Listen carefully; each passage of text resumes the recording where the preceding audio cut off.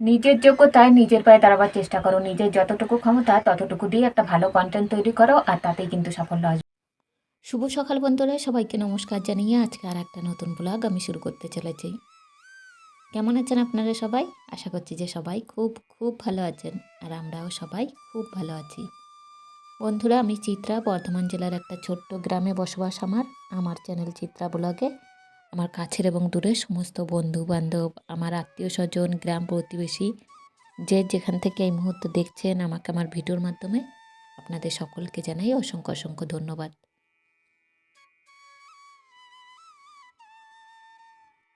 আজকের ভিডিওটি যদি আপনাদের কাছে ভালো লেগে থাকে তো প্লিজ একটা লাইক দিয়ে দেবেন, আর কমেন্টস করে জানাতে পারেন কেমন লাগছে ভিডিওগুলো দেখতে। আপনাদের একটা কমেন্টসে কিন্তু অনেকটা উৎসাহ পাই নতুন নতুন ভিডিও তৈরি করার জন্য। আর যে বন্ধুরা আমাকে অলরেডি সাবস্ক্রাইব করে রেখে দিয়েছেন তাদেরকে জানাই অনেক অনেক ভালোবাসা ও অনেক অনেক ধন্যবাদ। আর আমার নতুন বন্ধুরা আজকে যদি কেউ এসে থাকেন প্লিজ চ্যানেলটা সাবস্ক্রাইব করে দিয়ে আমার পাশে থাকবেন। সেই স্থান তোমার জন্য উপযুক্ত নয় যেখানে তোমার কদর হয় না, যেখানে মানুষ তোমার মূল্য বোঝে না, তোমাকে গুরুত্ব দিতে চায় না, সেখানে নিজের প্রয়োজনীয়তা উপলব্ধি করাটা অনেক কঠিন। দেখো, যদি তুমি প্রয়োজনীয় হতোই তাহলে তোমার মূল্য দেওয়া হতো, তোমার কদর করা হতো, তোমাকে যথেষ্ট পরিমাণ সম্মান দেওয়াই হতো। এগুলো বলার অর্থ একটাই, যে সেই স্থান তোমার জন্য উপযুক্ত নয়, তোমাকে শ্রদ্ধা করে না, তোমার উপস্থিতি অনুভব করে না, তোমার প্রয়োজনীয়তা অনুভব করে না, তোমাকে যথেষ্ট পরিমাণ ভালোবাসে না, তোমার অনুপস্থিতিতে কারোর কোনো যায় আসে না। সেই স্থানে নিজেকে জোর করে আটকে রেখো না।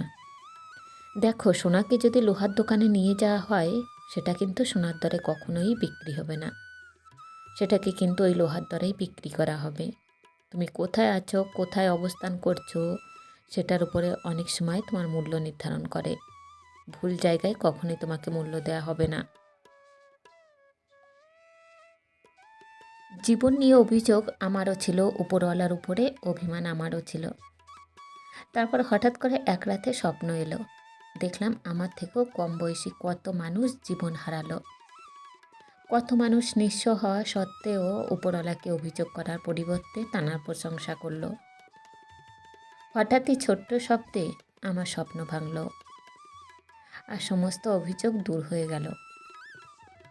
দেখো, এখানে বলার অর্থ একটাই, যে অভিযোগ করার জন্য হাজারো কারণ আছে, হাজারো কারণ থাকবে, হাজারো কারণ আছে, কিন্তু এত অভিযোগ করে কি হবে, এত অভিযোগ করে কি হবে, এটা তখনই তোমার মনে জাগবে যখন তুমি তোমার আশেপাশের অসহায় মানুষগুলোর দিকে তাকাবে, যখন তুমি দেখবে কত মানুষ শুধুমাত্র বেঁচে থাকার লড়াই করছে, যেখানে আমাদের লড়াইটা সুখে থাকার, যেখানে আমাদের লড়াইটা অন্যের থেকে ভালো থাকার।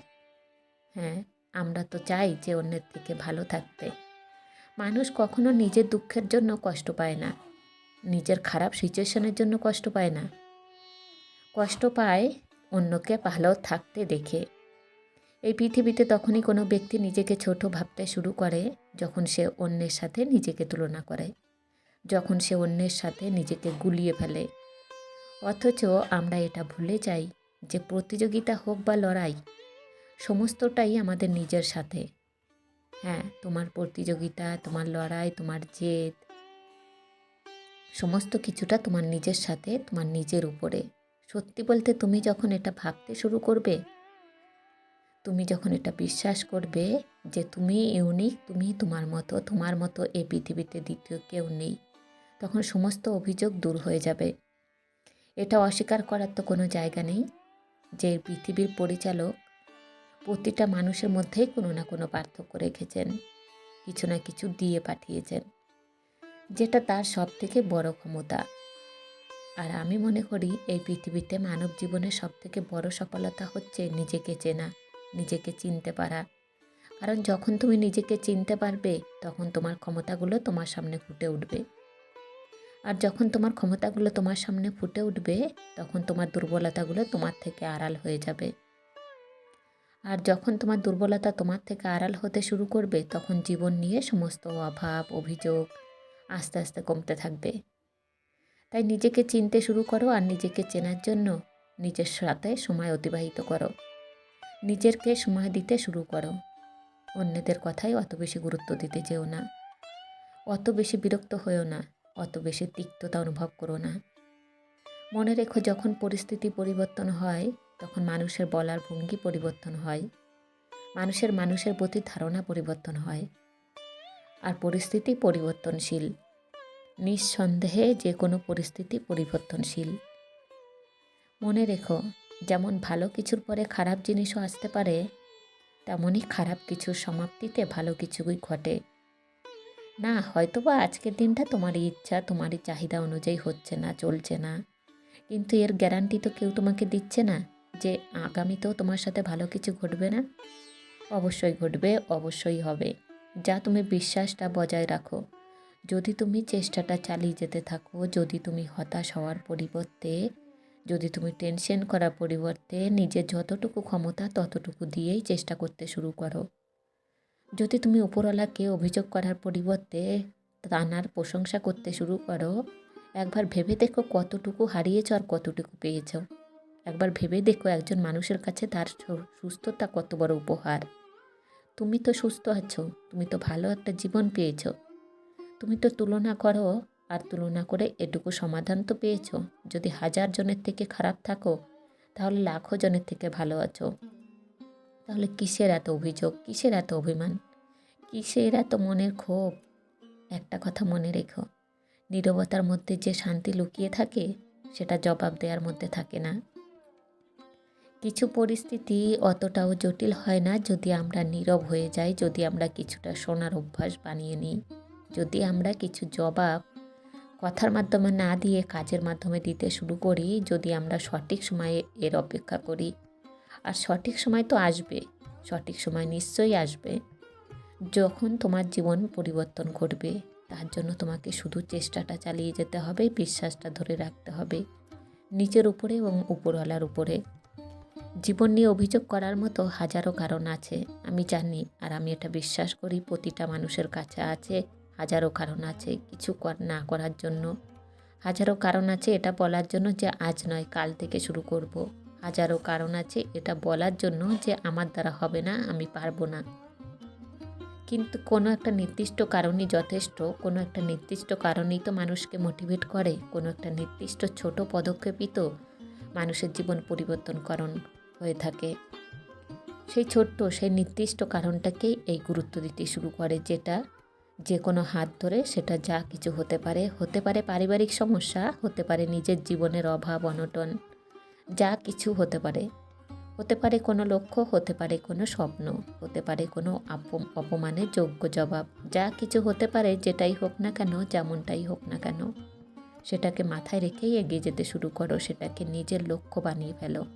আর নিজের লক্ষ্য পূরণের জন্য নিজের সর্বত্র দিয়ে চেষ্টা করো। দেখো, জীবনের কিছু কিছু মুহূর্ত বদলা নেওয়ার পরিবর্তে বদলে যাওয়াটা গুরুত্বপূর্ণ হয়ে ওঠে। আর বদলে যাওয়া বলতে মানবিকতার পরিবর্তনকে বোঝাতে চাইছে, চিন্তাভাবনা পরিবর্তনকে বোঝাতে চাইছি। নিজের চিন্তাভাবনা পরিবর্তন করতে হবে। নিজের চিন্তাভাবনা পরিবর্তন করে তুমি যদি নিজের চিন্তাভাবনা পরিবর্তন করো, তাহলে পৃথিবীর সম্বন্ধে তোমার ধারণা পাল্টে যাবে। তুমি যদি নিজের চিন্তাভাবনা পরিবর্তন করো, তাহলে অভাব, অভিযোগ এই সমস্ত কিছু তোমার আড়াল হয়ে যাবে। আর প্রকাশ পাবে তোমার ক্ষমতাগুলো, দৃষ্টিগোচর হবে তোমার ক্ষমতাগুলো, যেগুলো তোমাকে আরও বেশি মোটিভেট করবে, যেগুলো তোমার স্বপ্ন পূরণ করবে, সব থেকে বেশি সাহায্য করবে। দেখো, আমি এটা মনে করি, আর আমার মনে হয় এটাই বাস্তবতা, যে কারোর অতীতটা খারাপ ছিল তার মানে এমনটা নয় যে তার বর্তমানটাও খারাপ কাটবে।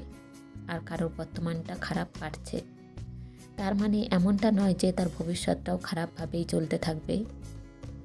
আমি এটা বিশ্বাস করি যে এই পৃথিবীতে চোখের পলকে মানুষের জীবন পরিবর্তন হয়ে থাকে।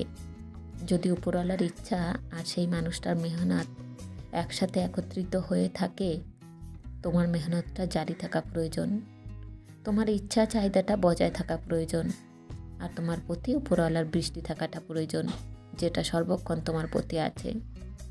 যেখানে তুমি বিশ্বাস রাখো না, যেখানে তুমি আস্থা রাখো না, যেখানে তুমি অভিযোগ করতে শুরু করো, চেষ্টা তো চালিয়ে দেখো। তুমি হয়তো বা ভাবছো, তুমি হয়তো বা তানার দিকে তাকিয়ে বসে আছো যে কখন তিনি তোমার জন্য কিছু করবেন। অথচ তিনি হয়তোবা তোমার দিকে তাকিয়ে বসে আছেন যে কখন তুমি কিছু শুরু করবে, আর তিনি তোমাকে সাহায্য করবেন। সময়ের দোহাই দেওয়া যায় না, সময়ের অজুহাত দেওয়া যেতে পারে, সময়ের কসম কেটে নিজেকে অনেকবার ভুল বোঝানো যেতে পারে, কিন্তু এই সমস্ত কিছুকে আড়াল করে আর একবার চেষ্টা করি এমনটা বলাটা গুরুত্বপূর্ণ, আর একবার চেষ্টা করাটা গুরুত্বপূর্ণ। সমস্ত খারাপ সিচুয়েশান, সমস্ত খারাপ পরিস্থিতির সাথে লড়াই করার জন্য নিজেকে পরিবর্তন করাটা প্রয়োজনীয়। নিজেকে পরিবর্তন করাটা গুরুত্বপূর্ণ। পরিবর্তন মানে মানসিকতার পরিবর্তন, পরিবর্তন মানে দৃষ্টিভঙ্গির পরিবর্তন, পরিবর্তন মানে চিন্তা শক্তির পরিবর্তন। কেমনভাবে ভাবছো, কী নিয়ে ভাবছো, কতটা ভাবছো, সেটা পজিটিভ নাকি নেগেটিভ, এই সমস্ত কিছুর পরিবর্তন আমি আমার নিজের জীবনের বাস্তব অভিজ্ঞতা দিয়ে তোমাকে বলতে চাই, তোমাকে বোঝাতে চাই যে পজিটিভ চিন্তা করাটা কতটা প্রয়োজনীয়, কতটা গুরুত্বপূর্ণ। আমি আমার জীবনে এটা অনুভব করেছি যে যখন আমি নেগেটিভ কিছু ভাবতাম আমার সাথে ঠিক নেগেটিভ জিনিসই ঘটতে শুরু করতো, আমার সাথে ঠিক নেগেটিভ জিনিসটাই ঘটতে থাকতো। কিন্তু যখন থেকে আমি পজিটিভ ভাবতে শুরু করেছি আমার সাথে পজিটিভ জিনিসগুলোই ঘটেছে। বা এমনটাও বলতে পারো যে নেগেটিভ জিনিসগুলো আমার চোখের আড়াল, আর পজিটিভ জিনিসগুলো আমার দৃষ্টিগোচর হচ্ছে। তাই পজিটিভ ভাবতে শুরু করো। মনে রেখো, অনেক নেগেটিভিটির মধ্যে অনেক পজিটিভিটি লুকিয়ে থাকে।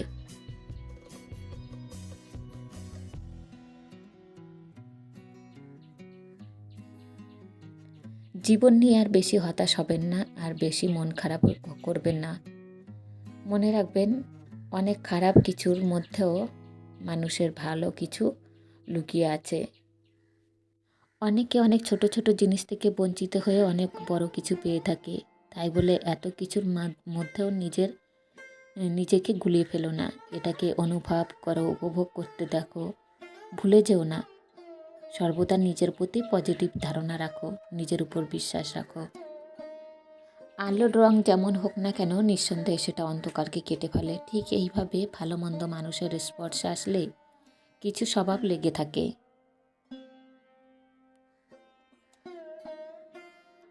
যদি মানসিকভাবে ভালো থাকতে চান, তবে যার কাছে আপনার কষ্টের কোনো দাম নেই তাকে নিজের কষ্টের কথা বলবেন না।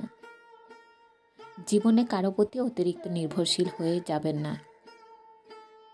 অতিরিক্ত মিষ্টি মিষ্টি ভাব নেবেন না, তাহলে যে কারো পেটে চলে যেতে পারেন।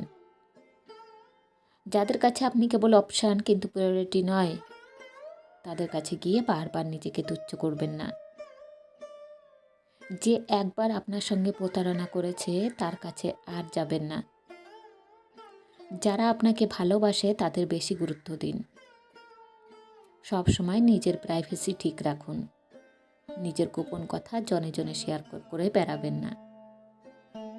রাগ ছাড়া কোনো সম্পর্কই সুন্দর হয় না। সংসার জীবনে রাগ অভিমান যত বেশি থাকবে সংসার তত সুন্দর হবে। তবে মনে রাখতে হবে, কোনো রাগই যেন দীর্ঘায়িত না হয়। প্রতিদিনের রাগ অভিমান প্রতিদিনই মানিয়ে নিতে হবে, তাহলেই জীবন সুন্দর। ভগবান বলেছেন, যদি খুব দুঃখে কষ্টে থাকো তবে আমার প্রতি অভিমান করো না, কারণ তোমার পাপ ক্ষয় হচ্ছে, তুমি আমার খুব কাছে আসছো। আর যদি তুমি খুব আনন্দে সুখে শান্তিতে থাকো তবে জানবে তুমি আমার থেকে অনেক দূরে আছো, এখনও সময় আছে নিজেকে বদলাবার।